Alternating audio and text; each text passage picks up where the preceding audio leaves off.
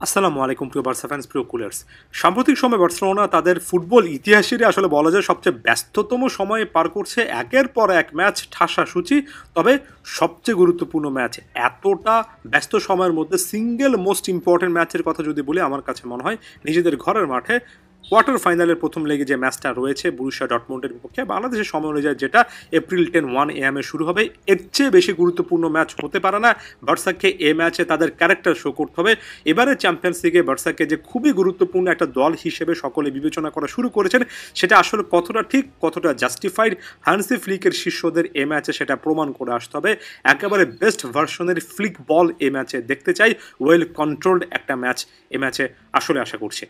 দেখুন, এই জিনিসটা কখনোই ভুলে যাবেন না যে বরুসিয়া ডর্টমুন্ড কিন্তু গতবারে চ্যাম্পিয়ন্স লিগের ফাইনালিস্ট, এবং সব মিলিয়ে ডর্টমুন্ডের কাছে এমন একটা সেট আপ আছে যেখানে তারা চ্যাম্পিয়ন্স লিগে আরও একটা সিজন ভালো করতেই পারে। আপনি সাম্প্রতিক সময়ে তাদের আপস অ্যান্ড ডাউনস যাই দেখে আসুন না কেন, তারা এখন পর্যন্ত আসলে কতটুকু কি সুবিধা করতে পেরেছে সেগুলো নিয়ে আপনি অনেক কথাবার্তা বলতে পারেন।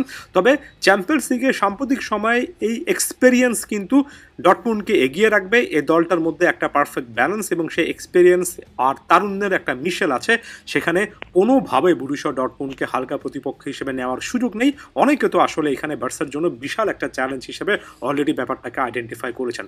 তবে একই সাথে হান্সি ফ্লিক প্রায় প্রত্যেকটা বাধা যেভাবে টপকাচ্ছেন এবং এই দলটা যে রকমের আত্মবিশ্বাসী ফুটবল খেলেছে এবং বার্সার কাছে আসলে যে লেভেলের প্লেয়ার আছে, আমার কাছে মনে হয় যে কোনো কম্পিটিশানে, আরও একবার বলছি, যে কোনো কম্পিটিশানে বার্সেলোনার এন্ড গোলটা থাকা উচিত প্রতিপক্ষকে কনভিনসিংলি পরাজিত করা।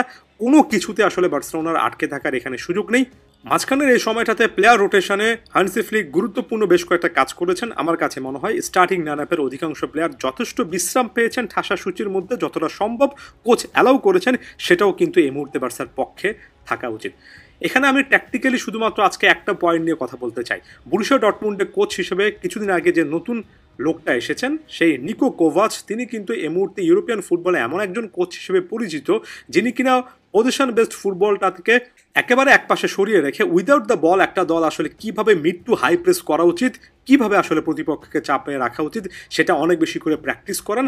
আমি তাকে একেবারে হাই প্রোফাইল বা সবচেয়ে সেরা একজন কোচ হিসেবে অত্যুক্তি করবো না। তবে বল পায়ে না থাকলে আসলে কিভাবে খেলতে হয় সেটা এই কোচের অধীনে কিংবা এর আগের কোচের অধীনে এই দলটা যে যথেষ্ট ভালোভাবে করতে পারে সেটা আমি মনে করিয়ে দিচ্ছি। এটা ট্যাকটিক্যালি খুব ক্রুশাল একটা পয়েন্ট হবে, কারণ বার্সেলোনা মূলত বল নিজেদের পায়ে রেখে খেলতে পছন্দ করে এবং এটা বরুসিয়া ডর্টমুন্ডের জন্য সমস্যার কারণ হওয়ার কথা নয়, কারণ তারাও জানে যে বলটা নিজেদের পায়ে না থাকলে কিভাবে প্রেস করতে হয়। তাই মিড টু হাই লেভেলের একটা প্রেস, সেটা কিভাবে বার্সেলোনা কাটিয়ে উঠবে সেটার দিকে তাকিয়ে থাকবো।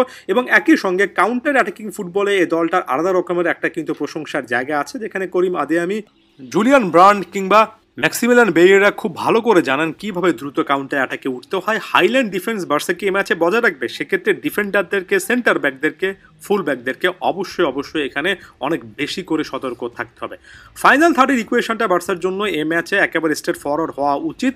এখানে লামিন ইয়ামাল, রাফিনা, লেভানডভস্কির পাশে হয়তো বা গাভিকে আমরা এই ম্যাচে দেখতে পারবো। রাফিনা, লেভানডভস্কি, ইয়ামালের কাছ থেকে ক্লিনিক্যাল অনেক বেশি কিছু চেষ্টা করতে গিয়ে সুযোগ মিস করা, এগুলোর পরিবর্তে আরও প্রেসাইজ একটু পারফরমেন্স আশা করছি। মিডফিল্ডে ফ্র্যাঙ্কি ডিয়ং এবং পেদ্রির উপর একটা আস্থা তৈরি হচ্ছে।